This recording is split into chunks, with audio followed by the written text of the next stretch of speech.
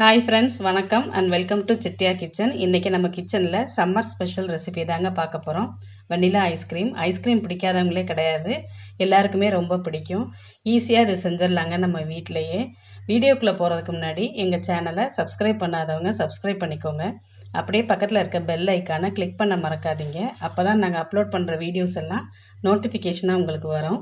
எதையும் மிஸ் பண்ணாமல் நீங்கள் பார்க்க முடியும். வாங்க நம்ம டேஸ்டியான வெண்ணிலா ஐஸ்கிரீம் செய்ய ஆரம்பிச்சிடலாம். வெண்ணிலா ஐஸ்கிரீம் நம்ம இன்றைக்கி அமுல் ஃப்ரெஷ் க்ரீம் வச்சு தாங்க செய்ய போகிறோம். இது எல்லா டிபார்ட்மெண்டல் ஸ்டோர்லேயும் கிடைக்கிது.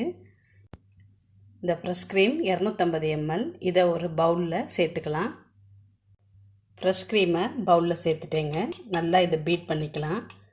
4லேருந்து 5 நிமிஷம் வரைக்கும் கைவிடாமல் பீட் பண்ணி எடுத்துக்கோங்க. ஃப்ரெஷ் க்ரீமை 5 நிமிஷம் போல் நல்லா பீட் பண்ணிட்டேன். இது மாதிரி வரணும். இதில் நம்ம பால் சேர்க்க போகிறது இல்லைங்க, அதுக்கு பதிலாக பால் பவுடர் சேர்த்துக்கலாம். 2 டேபிள் ஸ்பூன் அளவு பால் பவுடர் சேர்த்துக்கிறேன்.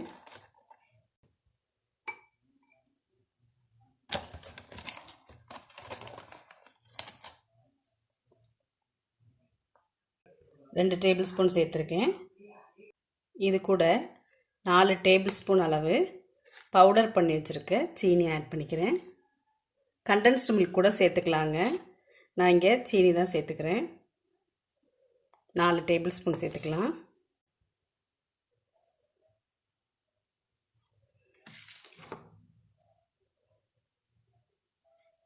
நல்லா மிக்ஸ் பண்ணி விட்டுறலாம்.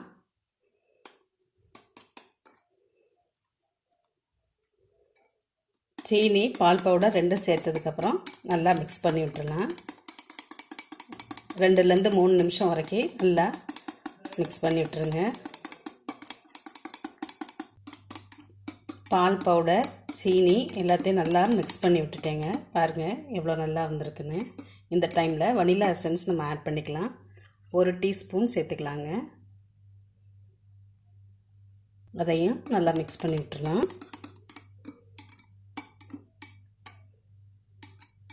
அன்றைக்கி ஐஸ்கிரீமை இதில் தாங்க செய்ய போகிறேன். ரெடி பண்ணி வச்சுருக்க ஃப்ரெஷ் க்ரீமை இப்போ இதில் மாற்றிக்கலாம்.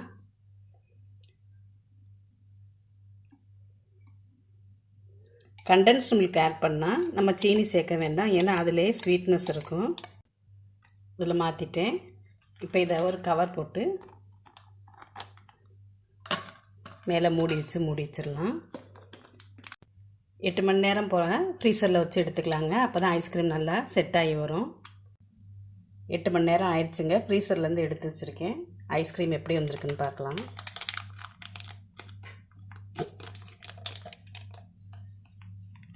சூப்பராக வந்திருக்கு.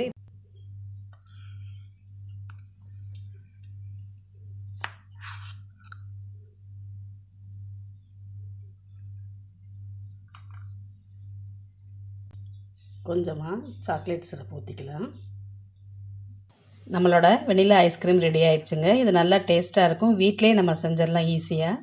நீங்களும் ட்ரை பண்ணி பாருங்கள். இந்த வீடியோ உங்களுக்கு பிடிச்சிருந்தா லைக் பண்ணுங்கள், ஷேர் பண்ணுங்கள், உங்கள் கமெண்ட்ஸ் பதிவு பண்ணுங்கள். தேங்க்யூ.